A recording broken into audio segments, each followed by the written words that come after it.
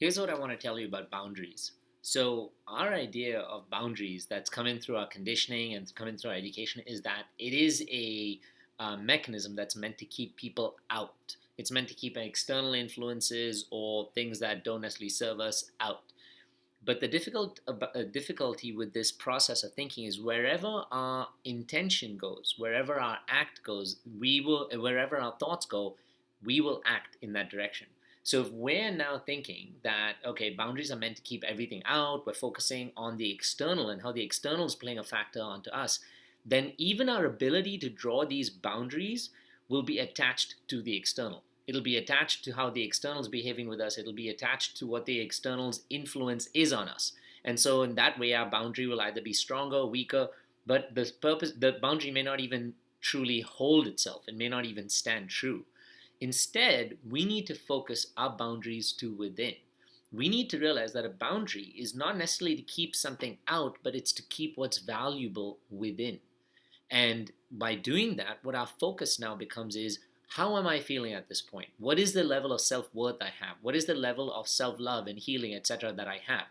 And if we start focusing on that aspect throughout, then even if there are no external influences, we'll still want to build up that self-worth. So let's say we're focusing on a fact where we say, okay, I'm feeling really sensitive. I feel like my wounds are almost triggered. I feel like, I'm getting really lonely, any of those things, right?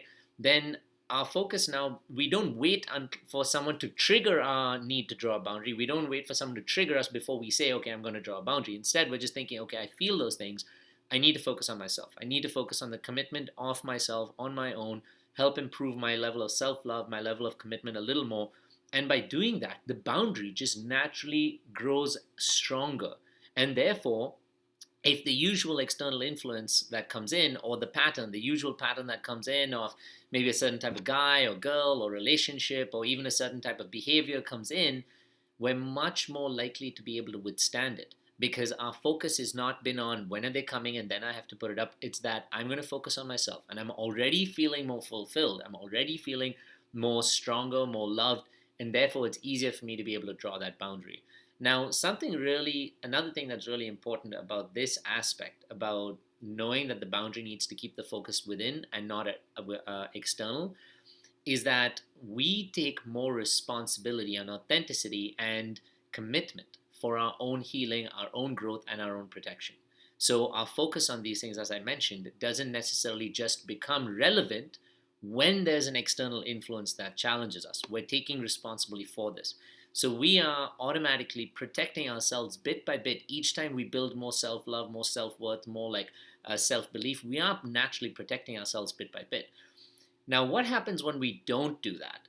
If we're focusing only on the external, and when this particular pattern comes out, then I'll draw the boundary, then what happens is we often, as human beings within our experience, we take this moment or this opportunity or this excuse of drawing the boundary as an opportunity to project our own insecurity onto the other person.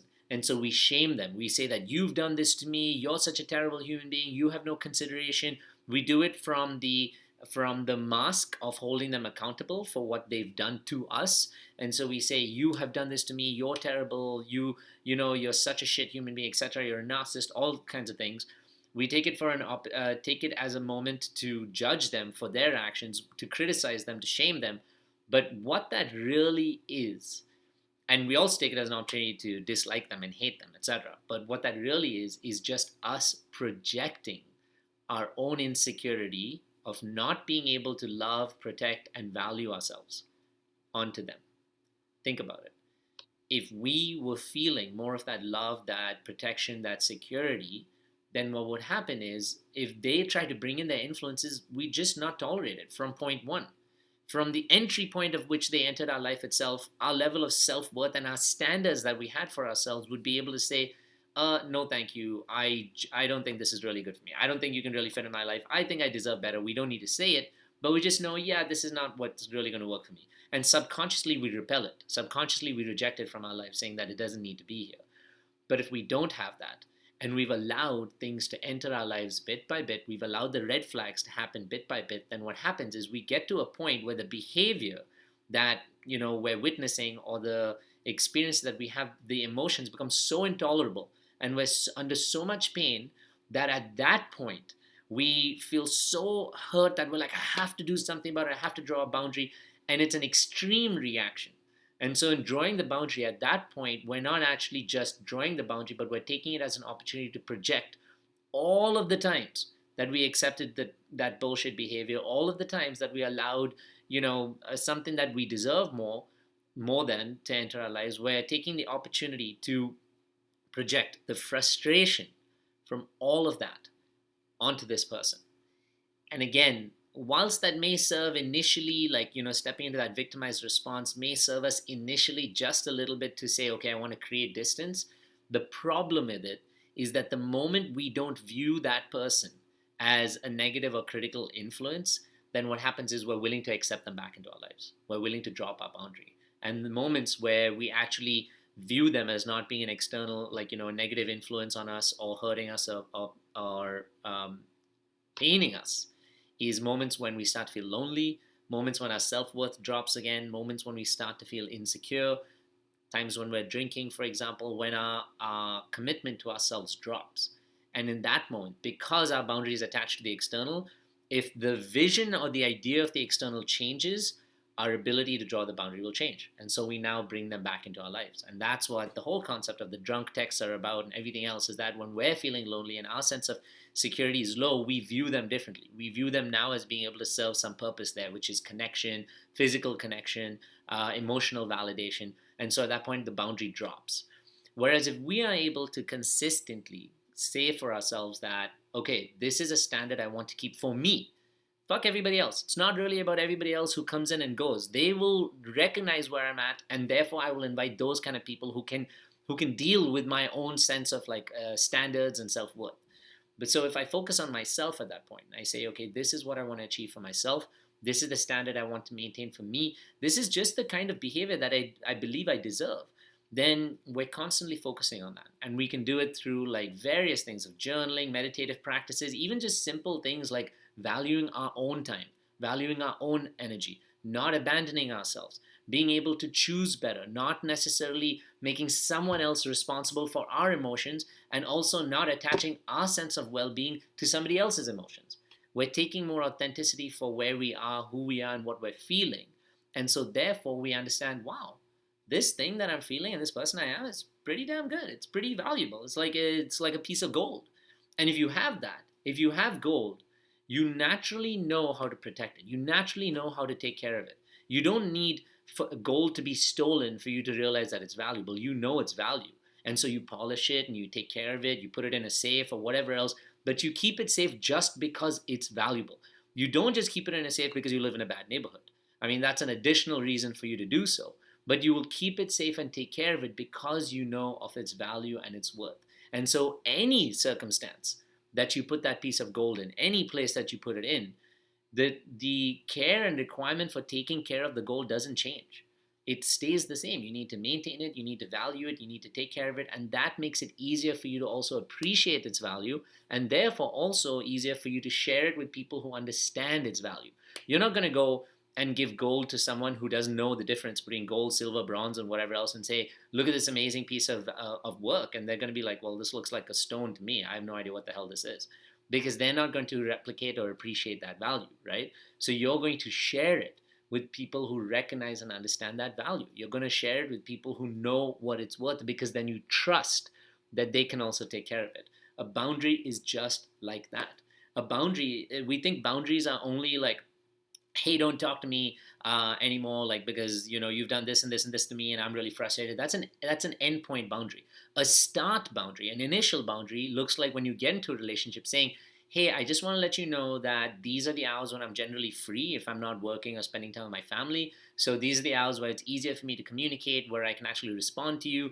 And so I just want you to know what where I'm at and what you can get from me. So a boundary is also a very appropriate way to create expectations. And a boundary doesn't only have to be that extreme point of where we're projecting an anger towards someone else to be able to draw the boundary. It can be, like I said, small term boundaries like communication, times you want to meet or eat, things that you are okay talking about and not talking about, political discussions you want to be a part of and don't want to be a part of.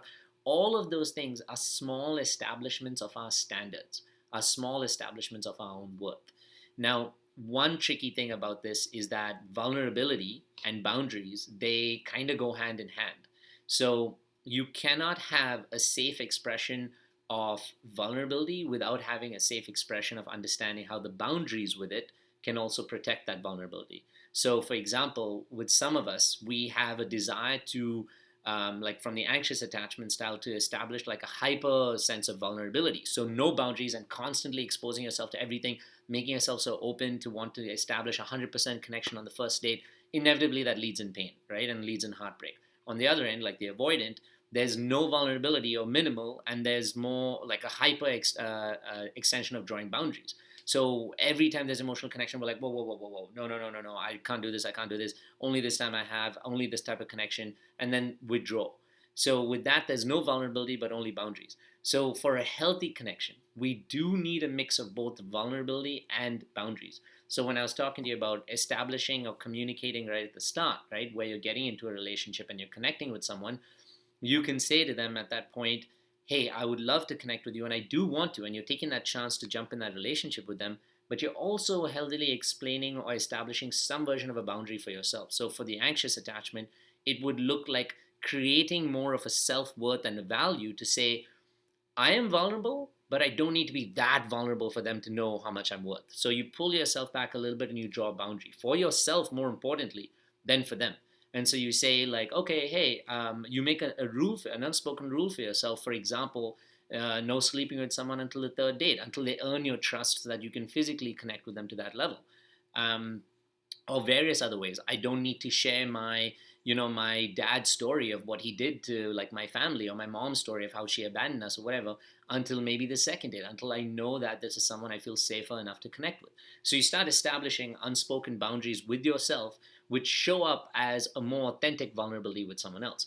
And on the other end, for like an avoidant, for example, you would try to push yourself to be more vulnerable. So to say to someone that, instead of talking about my personal issues only on the 10th date, or like later on until someone exchanges a story with me so I can give one back, you say to yourself, I am going to initiate conversation about my personal life story. If what I want is connection, I'm going to initiate conversation about my childhood or my personal story. You need to worry less about vulnerability and more about where your boundaries are showing up, because that's what your coping mechanism has been. So you step more into showing up with more vulnerability, and what you're drawing now are more authentic boundaries and not the hyper defensive boundaries that you're used to drawing, which are meant to protect you from any sort of connection, which therefore will protect you from any sort of rejection.